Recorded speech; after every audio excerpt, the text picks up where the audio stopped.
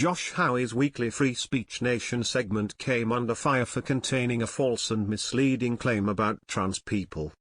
GB News has come under fire from viewers who have lodged official complaints with Ofcom about alleged offensive references to trans people on Josh Howie's weekly segment, Free Speech Nation.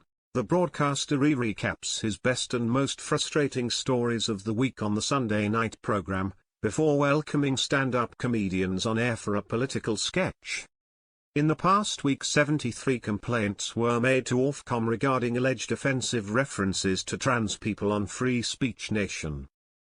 This comes after a UK pressure group called Stop Funding Hate posted a clip from Free Speech Nation on social media, providing viewers with a link to complete a complaints report via Ofcom.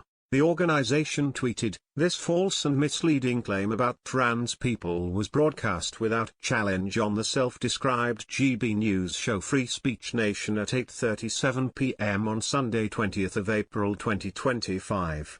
If you'd like to complain to Ofcom, here's the link."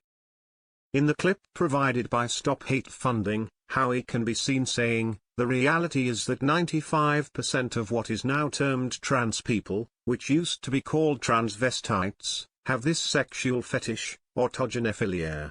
Then other people, that's what they're thinking about when trans people are talked about."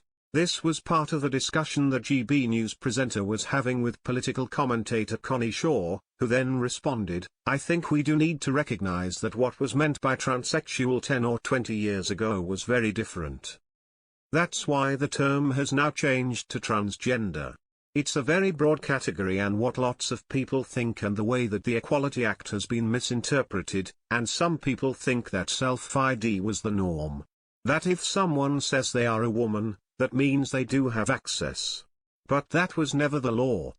The discussion about trans people was being held on Free Speech Nation after the UK Supreme Court's recent ruling that a woman is defined by biological sex under the country's equality law.